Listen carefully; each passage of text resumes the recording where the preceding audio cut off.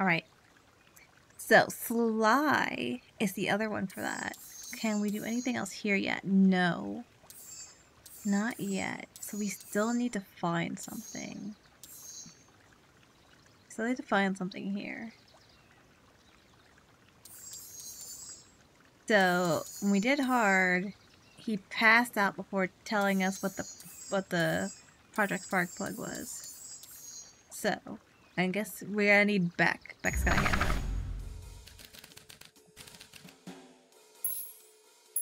Sly cop. They'd run the classic good cop, sly cop interrogation. Luka and Rollo ducked behind a barrel, leaving Beck to her task. With a few crisp snaps, she roused Mr. Tolliver. What? What's going on here? You're that Mordwell girl. Please, call me back. Sorry about all this. Mr. Tolliver looked down and shifted a bit, testing his restraints. It seems there's been a mix-up. You see, I'm down here for the same reason you are. Juniper? So Beck caught herself before letting the surprise manifest on her face. She'd already gotten him to reveal his relation to Gran. This was going to be easy. You know how Juniper is with her precautions. Operation Sparkplug has us all on edge. Guess she thought you needed some backup. But she sent a child? What better way to avoid prying eyes? Who would suspect the kid? I suppose that makes sense. Mr. Tolliver wriggled a bit in his restraints. Oh, I'm so sorry. Beck quickly removed the ropes. That had to be uncomfortable. A little, yeah.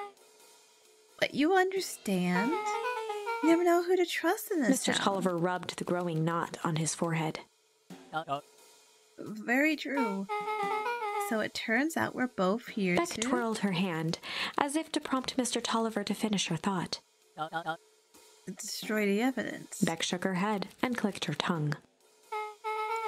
Yep, the old gal is nothing if not thorough. Mr. Tolliver let out an amused huff in agreement.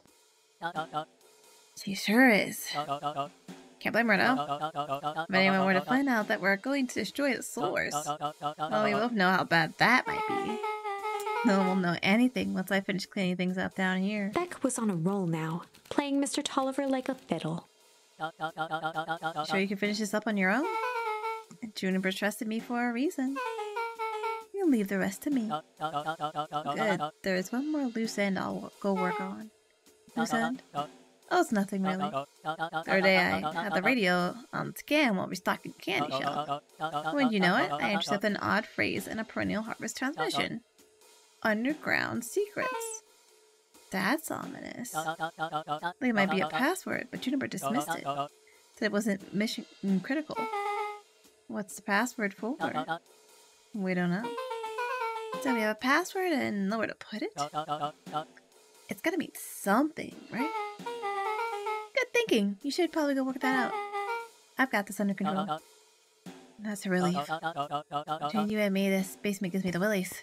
Heading for the stairs, Mr. Tolliver hesitated and turned to Beck with a puzzled look. She grinned and gave him a peppy wave. With a shrug, he continued up the stairs, whistling a jaunty tune. You guys catch that? Sure it is. This whole time, Mr. Tolliver's had a candy shelf. But all he ever sells is his apples. Beck blinked slowly in disappointment. The password below. Well, sure, but when things are back to normal, I'll be having a word with Mr. Tolliver about that candy shelf. Fine. In the meantime, I've got an idea. She turned to the table and began tearing small scraps of paper. He said he heard a password on the radio. A good spy transmission is never what it seems. Beck marked each scrap of paper and leaned back. You just need to find the hidden meaning. Okay. What's another word for underground? Buried, covered. Could it be a cover-up? Maybe it's one of those, each letter is a number thingies. So you would be 21. N would be 14.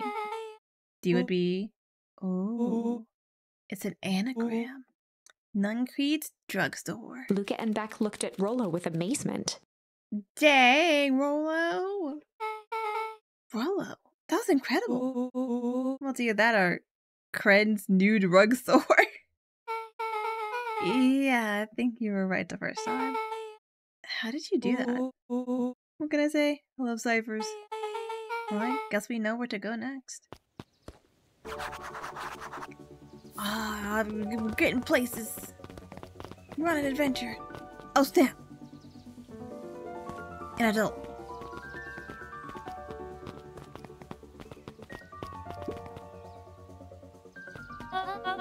You scared me half to death. Sorry. You kids haven't seen Mr. Tolliver around, have you? Nope. He's got me waiting around like the last slice of pie. I swear that man would be late to his own funeral. Did he get kidnapped? I can't remember if we saw him. I can't remember if we saw him at the festival. 1 second. Well, I know we're on an adventure, but I gotta check these. Crooked. Luka tied a bent nail onto the line. If all you have is a hammer...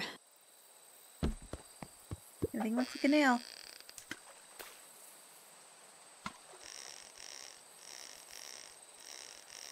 Come on. Is this the last one or is there more, I wonder? Probably more. It's a picture. It's a photo of you and Uncle Joseph. Let me see that. Heh. Look at those two young fools. How did it end up at the bottom of the pond? Who can say? Some things are just hard to explain. I miss Uncle Joseph. How come he doesn't come fishing with us anymore? He's busy with his new job at Valentine's. What's a new job got to do with him fishing with us? It's complicated. Like I said, some things are hard to explain.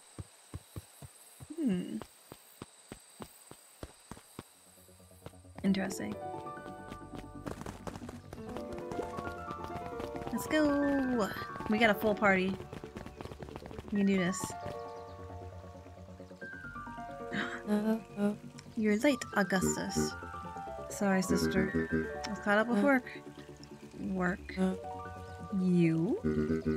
I had a few more details locked down for the festival. Oh, what do you have to report? What is this insipid town festival really about? Gus looked around nervously. I think Mr. Curley does want to do something good for the town. He's actually a pretty nice guy. You should spend some time with him. I didn't pull strings installing you as a mayor so that you could make friends. Your job is to help me figure out what Kerr and Perennial Harvest's true intentions are with this town. You have a responsibility. This is our father's town? Was. Excuse me? This was our father's town. He's gone, Harris, and he isn't coming back. Father left us with nothing but problems. Mr. Kerr came here and offered to help us. We accepted that help. We didn't agree to them turning Father's warehouse into a toxic dumping ground. That's just a temporary arrangement. The glow can be seen from our damn backyard. They're dumping their nasty little secrets on us. When this all inevitably goes wrong, who do you think will be blamed? Harris's cry hung in the air. We have a new choice to make now, sister. This town is going to change whether we like it or not. Are we going to choose to be a part of that future? Or be forgotten in the past? It's a shame. Father, I named you Augustus, but you will always just be a Gus. Good night, Eris. I'll see you at breakfast tomorrow.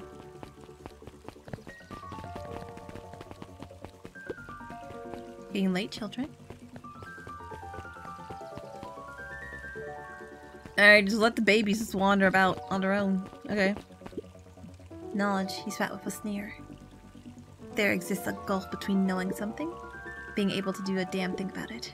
I do hate it when the villain makes a good point. Gotta get to nothing feeds. Okay. Can't get slide chat. We gotta go straight there. Can I go this way? I can. She's gone because she's doing her thing. She's gone, so I can't go in the diner. Oh, I gotta go back to the diner at some point.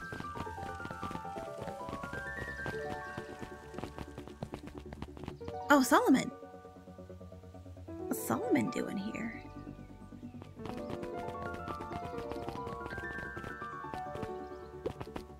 Solomon stood proudly at the entrance to the drugstore, holding a brown bag overflowing with black licorice. Hey, Solomon. We're looking for Mr. Nuncreed. Is he still in there? I'm afraid not. Then where'd you get the candy from? You might say we have an arrangement. Solomon shoveled a surprising amount of licorice into his mouth. Sometimes small pleasures in life. We might not always have family to rely on. Licorice has never let me down. Well, I can't say licorice would be my first choice. But whatever floats your boat. You can tell a lot about a person by their choice of confection. Oh, yeah, I guess. I like sour grubs. Certain you do. I always wondered why Mr. Nuncreed kept licorice in stock. You must eat enough of it to make it worthwhile. There are many ways to earn loyalty. For some, it's as easy as cold hard cash. Okay, bye. Well, he's right. It's locked. There's gotta be more clues. Okay, let's see.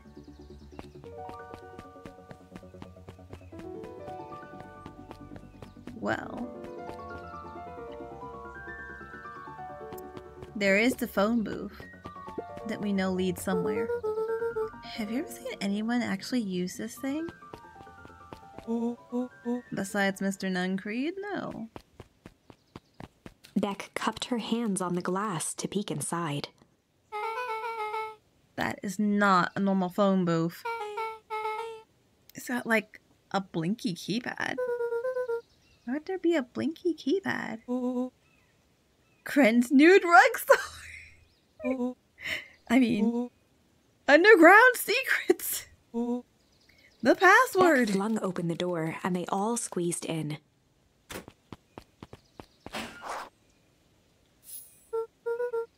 Alright, let's see here. Luka cracked his knuckles and entered the letters into the keypad. Underground secrets. Sounds like that did something. Wait, no, what? I guess we... The inside of the phone booth dropped loose from its shell. Without even the space to panic, they closed their eyes, held their breath, and accepted their fate. Suddenly, the chaotic descent slowed to an effortless landing. It was unclear where they ended up, but at least it was solid ground.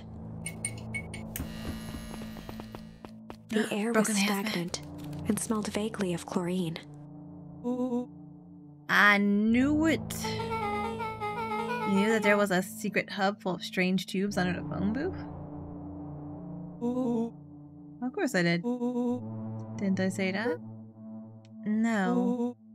I definitely thought it. Luka, do you remember when I said how cool it would be if the trans-dimensional conduits from Hank Atomic issue number 12 were real? Well, at one point or another, you've said that about every technology ever discussed in Hank Atomic. That's why I'm such a good predictor. Looks like each of these has something written on them.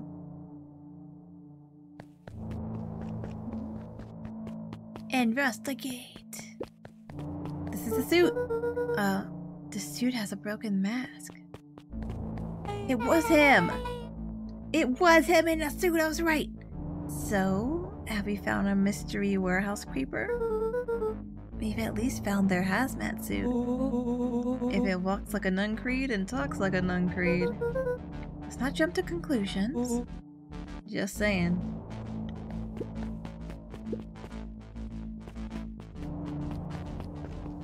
And what did he say? Mining Operations Alpha. You guys have mines here? Not that I know of. This town is all farms and fertilizer. and a series of tubes. It always says you can only trust a miner up to the point when they hit gold. Not sure how that wisdom applies in this exact situation.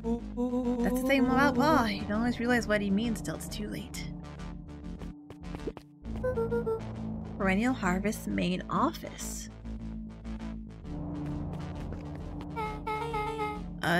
That's where my mom works. What does she do? Sign stuff? Is she involved in all of this? We just moved here. How could she be involved? True. Valentine Fertilizer Warehouse. Isn't that where you almost got snatched? Yeah. Why would Perennial Harvest have a tube going to the old Valentine place? This is starting to feel like something big. That's a lot of buttons.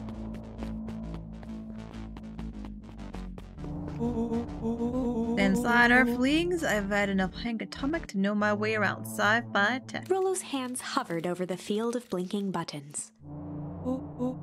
Any, meeny, miny. Bro. Rollo, what did you do? Nothing! I didn't even mow yet! What was that? Hide? Where? There's nothing but weird tubes down here. Just get back! Jump in one of the other tubes. Ah, shite. Shit. Shit. Shit. Awesome. You all need to come with me now. We aren't going anywhere with you until we get some answers. Mr. Underground Secrets. I told them it was an absurd password, but they love anything that makes them feel clever. They who? That's no matter. If I can keep you hidden until after the festival, I might be able to save your skins. We don't care about our skins. Hold on now, I like my skin. This all stops now, Nun Creed. Joseph waited for a moment in silence. You sound just like him. Oh. Walt. You don't get to talk about my dad. You know your father and I were friends back before. He gestured toward the strange tubes. Oh, the picture we just got. All of this. That's a lie. No. Does he not remember? Does he not remember? It's true, I used to bounce you on my knee. What happened? Same thing that always happens. Reality, complications, life. We were a team, Walt and I. An idealistic doctor and a bright-eyed pharmacist. Both hell-bent on helping folks. So, you were his sidekick. No. We were partners. We helped the patients and I helped him. Yup, total sidekick. Nuncreed let out a growl of a sigh. Luka, I need you to notice.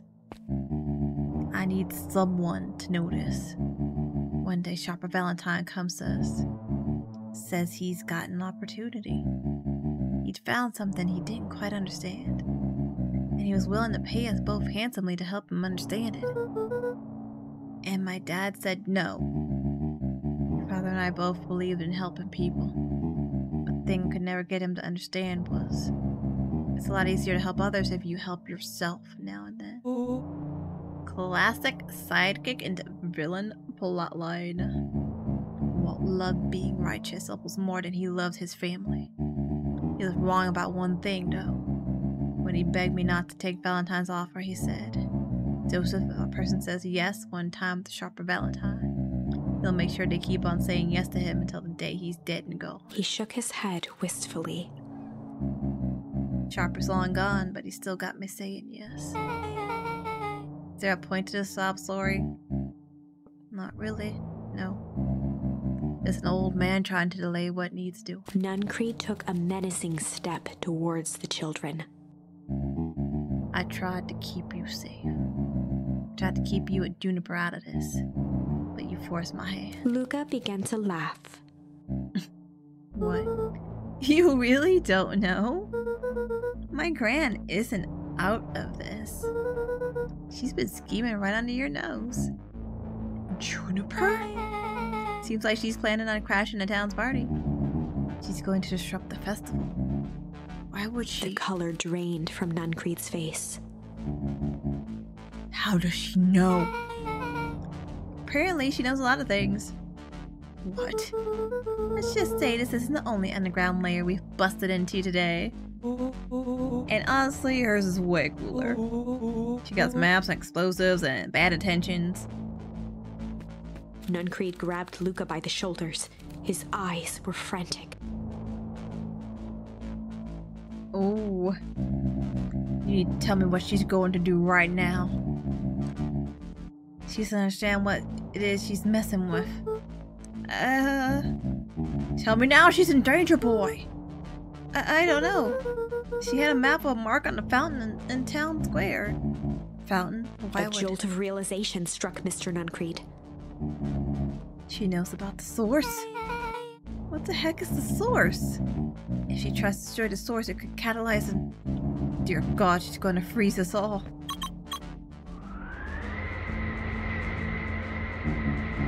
You all need to run. Run where? Away. As far away from this town as you can get. Head west and don't look back. What? That did not go how I expected. So... we're totally falling him, right? Totally. See you on the other side. You good? Yep. I love this town.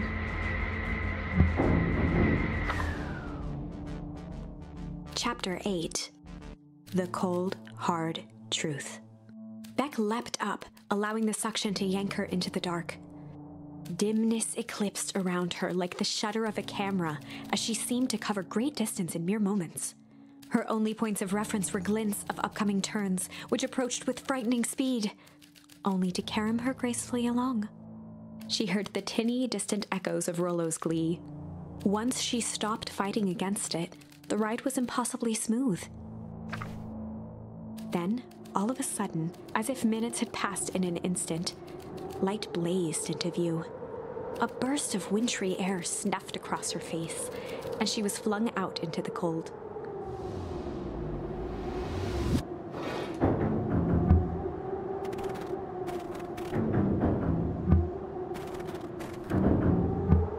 Yay! That was... intense? Yeah. I think I might have parted with some fluids in there. Any idea where we are? Somewhere cold. Doesn't look like it got in on any of us. Didn't feel like we traveled that far. So where did it all go?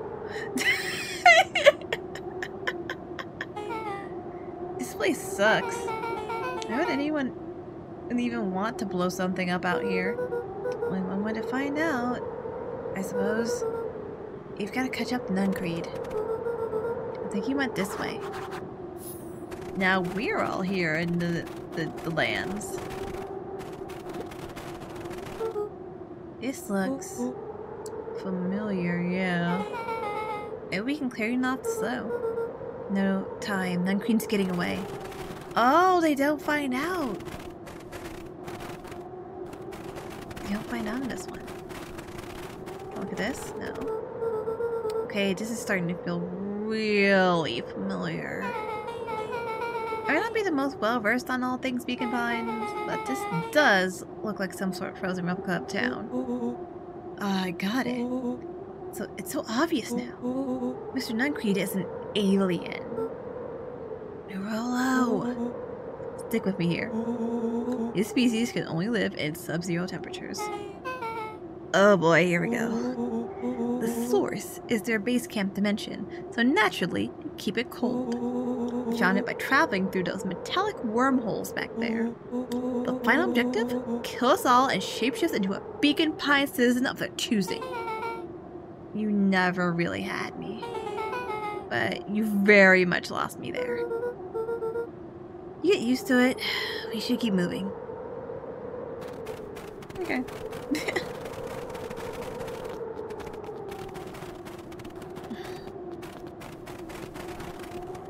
Search everything. We're still missing charms.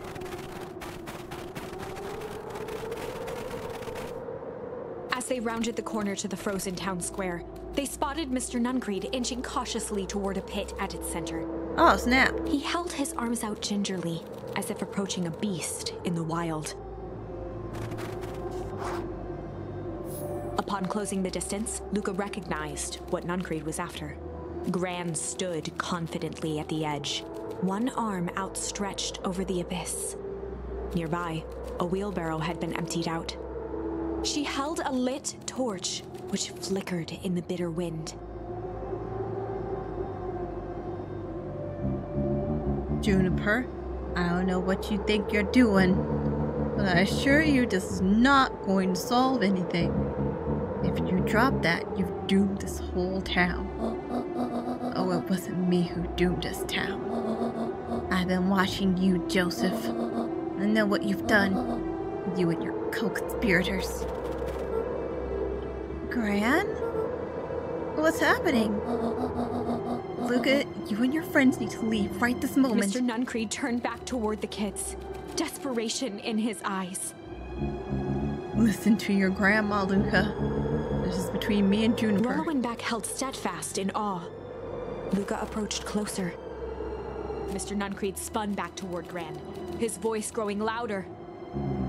You've got it all wrong, Juniper. Just hand over that torch. You don't understand what you're doing. How could I possibly trust you to do the right thing? Walt told me everything. He trusted you and you betrayed that trust. Luka, did you know that this man's entire life is a lie? If it weren't for him, your father might still be alive. Mr. Nuncreed winced with anguish. His voice hardened. That's not true. They both now yelled, not to each other, but at fate itself, making their peace with long-held burdens. I think I'm right. I think that is Luka's mom. The wind howled with encouragement. Walt was like a brother to me. We just had different ideas about how to affect change. Very convenient that your way just happened to line your pockets. Now that's not fair. They menaced at each other, both catching their breath. The moment balanced on a knife's edge. Amid a blur of emotions and memories, Luka's mind flooded with questions. The wind calmed, as if to give him the stage.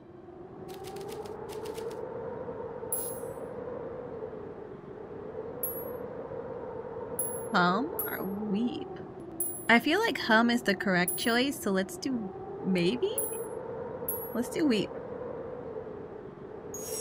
And in the stillness, he began to weep. It was all just too much. Falling to his knees, Luka whimpered softly. The tears crystallized as they hit the snow.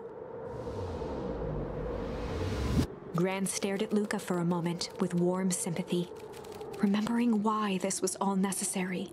This will all make sense soon, Luka. Everything can go back to normal. I promise. She stiffened up and brandished the torch at Mr. Nuncreed. You can't hide behind those people any longer, Joseph. Once their precious source is destroyed, we'll see where their loyalties fall. Juniper, don't. Ignoring his final plea, Gran flung the torch into the deep darkness. Yeah, I picked the bad one. Good. Gotta see all the endings. Gotta get all the charms. She smiled and exhaled in relief. Mr. Nuncreed moaned in resignation.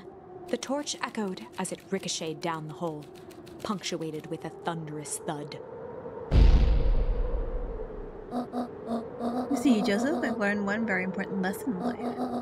If you want things to change, you must be willing to... Before Gran could finish, the ground shook her to silence.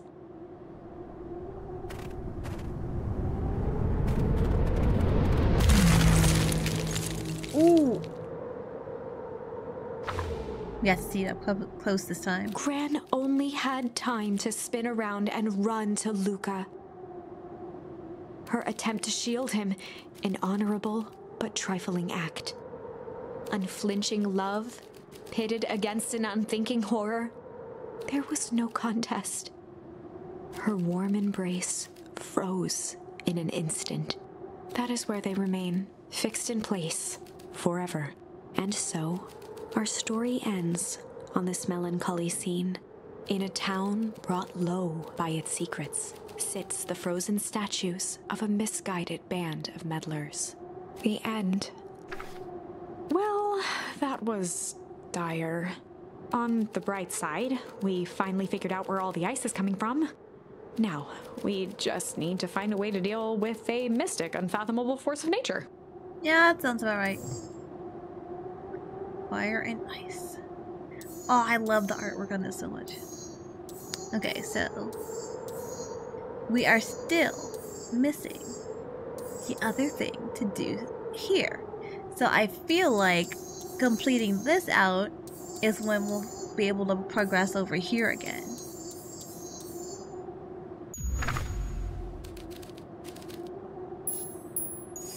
And in the stillness, he began to hum. After the death of his father, Luka had trouble sleeping. Each night, his mother would sit at the foot of his bed and hum a gentle melody. It was the only thing that could calm his mind. The only thing that, however briefly, could make it all seem okay. That melody pervaded every memory Luka had of his mother. Shivering in the raw snow, he began to hum it out loud.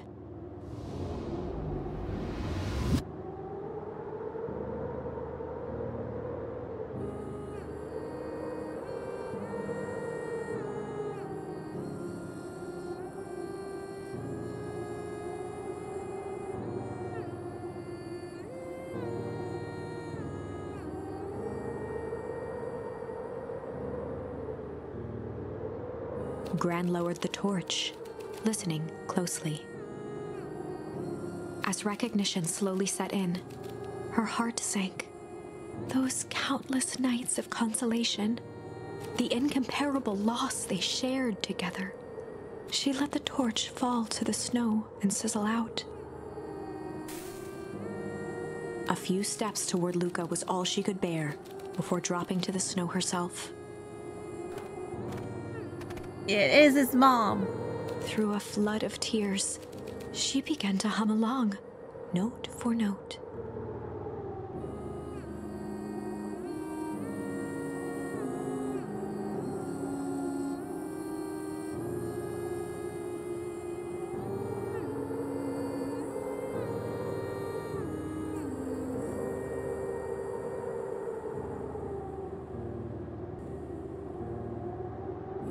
Luka lifted his head in astonishment. The last time he heard that melody was the last night he saw his mother.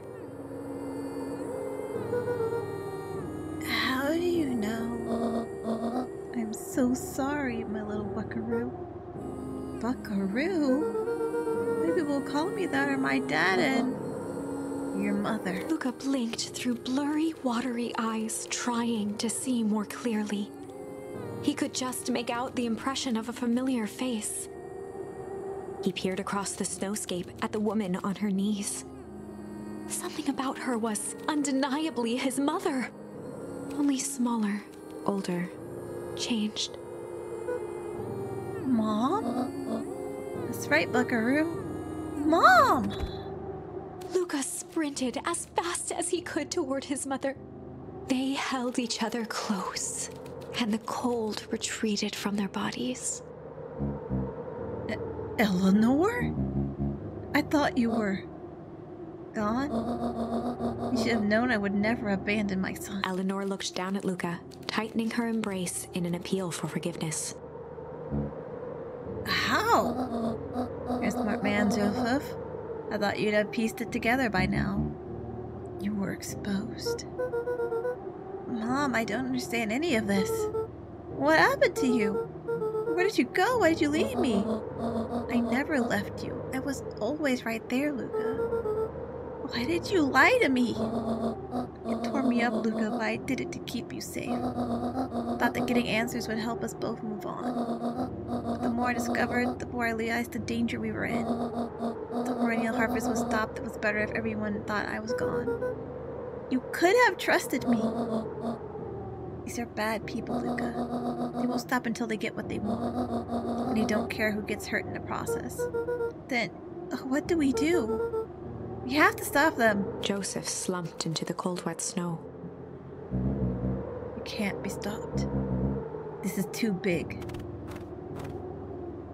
I tried beating them at their own game. I'm done fighting fire with fire. For the first time in a long time, her voice felt like her own again.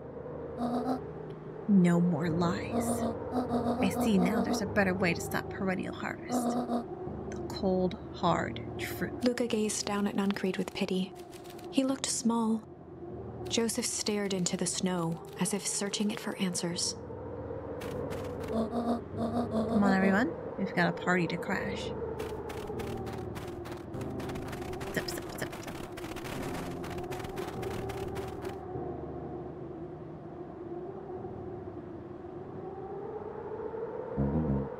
You understand? He always wins. Chapter 9. The Devil You Know.